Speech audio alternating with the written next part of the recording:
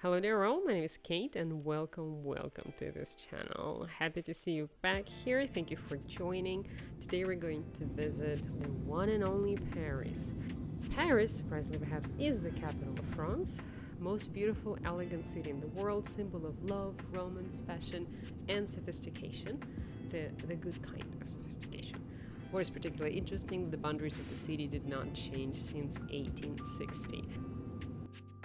There are plenty of great sayings about Paris: to see Paris and die, Paris is a dream city, Paris is a city of love, etc, etc. If you know any other ones, let me know in the comments below. The city attracts absolutely everyone and most people love it.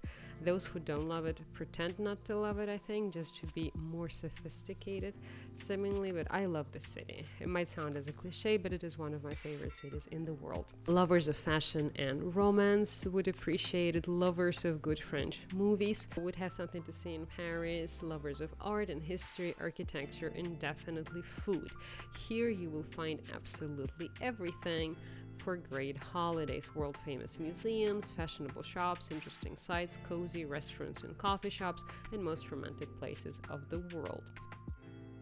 Certainly not a young city, a city of 2,000 years old or so. Paris today is one of the leading business and cultural centers of the world, with great influence in politics, education, leisure, media, fashion, science, art, and more. The founding of Paris dates back to 3rd century BC. At that time, a settlement was founded here on the island of C'était by Celtic tribe of Parisians. I kid you not, Parisians were already back then present. Actually, the name of the tribe gave the name to the Gallo-Roman city and was named Parisia, and later was simplified to Paris.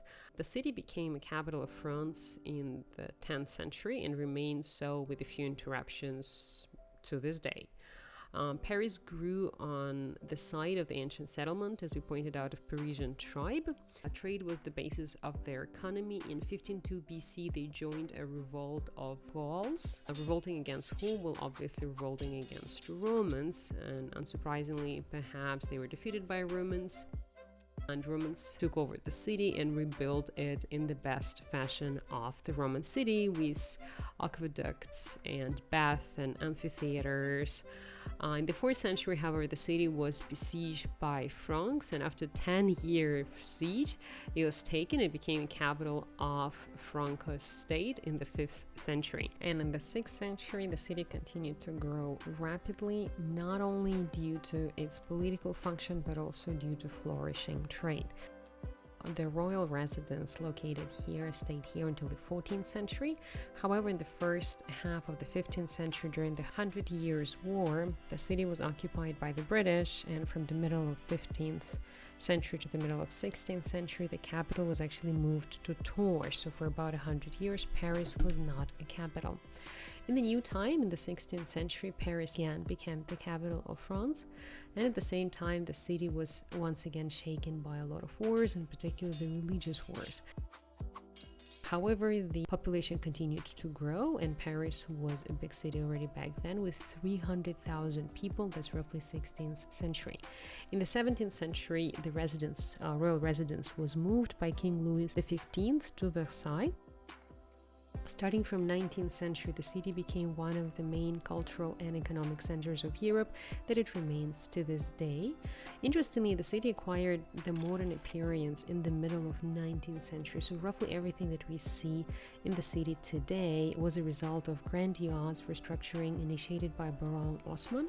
According to his project, the old buildings were demolished, the narrow streets were replaced with wide avenues with neoclassical stone buildings. Here I would like to confess that I honestly didn't spend that much time shooting in Paris, even though it deserves all the shooting it could get. It's just, I love the city so much. Most of the time I spent enjoying the city. My friend met me in Paris, so we actually spent time enjoying coffee and French pancakes, and also these occasional shows that you could catch in the streets of Paris. They're definitely worth the attention.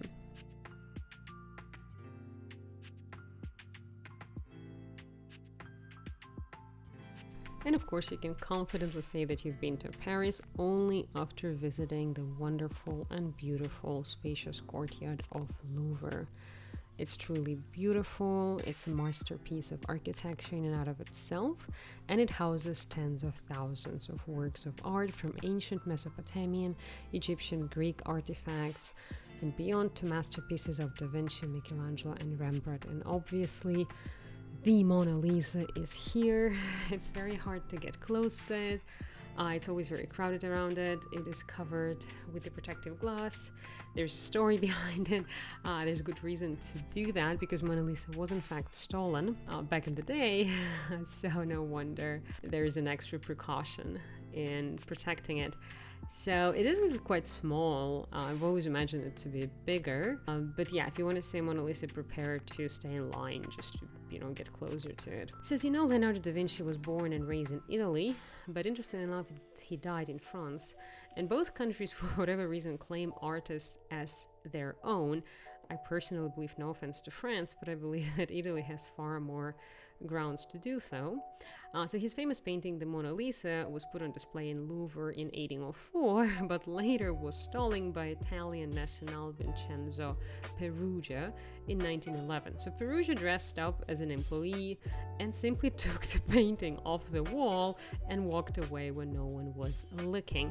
He was caught years later and Mona Lisa was returned to Louvre, further fueling the feud of the two countries over the artist.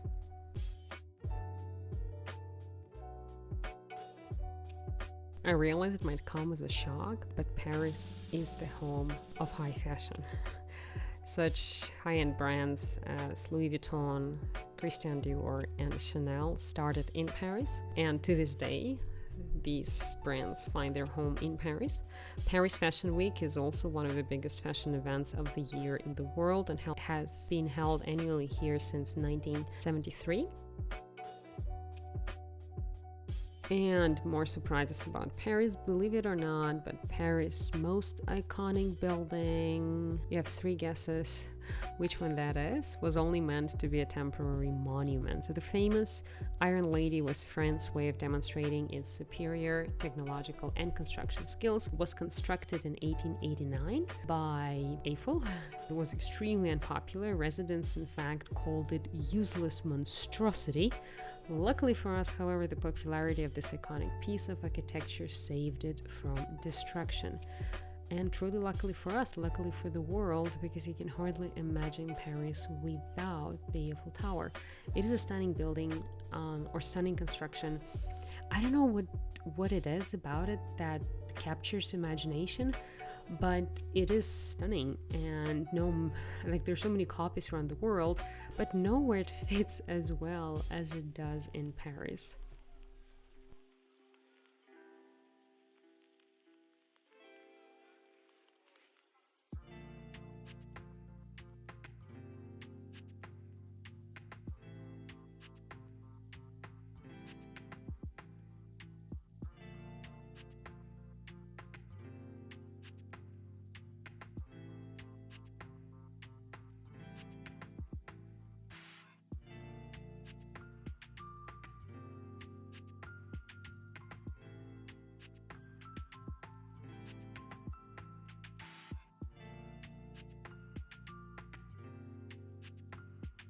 What I would recommend everyone who's planning to visit Paris is, first of all, definitely visit it. Visit it more than once and plan for picnics outside. There's so many beautiful green areas in Paris, so many places where you could just sit outside and enjoy the surrounding beauties, be it the city landscape or the natural one. Both are the essence of Paris, and Parisians, from what I've heard, love to spend time outside, and parks and cafes in the parks are usually very busy. There's so much joy in experiencing culture on a local level.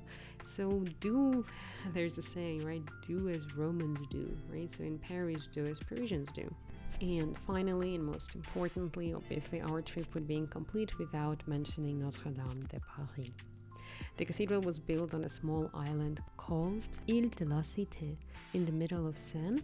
Construction began in 1163 during the reign of King Louis VII and was completed in 1345 and considered today as a jewel of medieval Gothic architecture. One main features are 3 stunning cathedral roses, curious temple treasury, bell tower that you can actually climb. So you are 422 steps away from a stunning view over the city.